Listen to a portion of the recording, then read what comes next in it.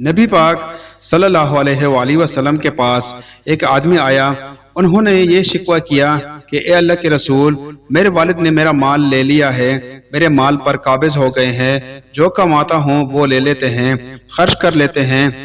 نبی پاک کے کہنے پر جب ان کے والد کو بلایا گیا تو ان کے والد کو پتہ چلا کہ نبی کریم صلی اللہ علیہ وآلہ وسلم سے میرے بیٹے نے میری شکایت کی ہے، تو انہوں نے دل ہی دل میں کچھ اشعار سوچے، اور آپ صلی اللہ علیہ وآلہ وسلم کے پاس ابھی وہ پہنچے نہیں تھے کہ حضرت جبرائیل علیہ السلام آ گئے۔ دیکھیے، جہاں باپ کا دل دکا، اللہ نے حضرت جبرائیل علیہ السلام کو بھیج دیا۔ حضرت جبرائیل علیہ السلام نے فرمایا، اے اللہ کے رسول، اللہ آپ کو سلام کہہ رہے ہیں اور فرما رہے ہیں کہ یہ جو والد ہیں فلاں آدمی کے، ان سے سن لیجئے اپنے بیٹے کے بارے میں کیا کہنا چاہتے ہیں، ان سے سن لیجئے۔ تو رسول پاک صلی اللہ علیہ وآلہ وسلم نے ان سے کہا، ہاں، آپ کے دل میں اپنے بیٹے کے بارے میں کیا بات ہے، وہ ذرا سنائیے۔ انہوں نے کہا، اے اللہ کے رسول، آپ کو کیسے پتہ چلا؟ ابھی تک میں ان کلمات کو زبان پر نہیں لایا، دل ہی دل میں سوچا ہے۔ نبی اکرم صلی اللہ علیہ وآلہ وسلم نے فرمایا، یہ جبرائیل علیہ السلام آئے ہیں، انہوں نے مجھے خبر دی ہے اور کہا کہ اللہ نے مجھے حکم دیا ہے کہ میں آپ سے وہ کلمات سنوں جو آپ نے اپنے بیٹے کے لیے کہے ہیں۔ تو انہوں نے وہ اشعار کہیں۔ ان اشعار کا ترجمہ یہ ہے، اے میرے بچے،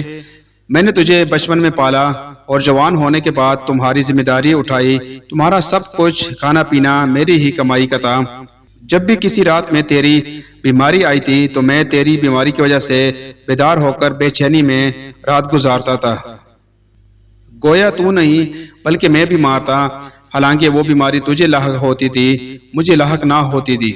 اور میری آنکھ اشک بار رہتی، مجھے تیری ہلاکت کا اندیشہ رہتا، حالانکہ میں جانتا تھا کہ موت کا وقت مقرر ہے۔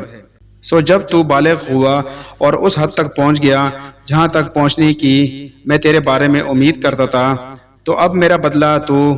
ترش روی سے اور سختی کے ساتھ دے رہا ہے، گویا کہ تو ہی مجھ پر فضل و احسان کرتا رہا۔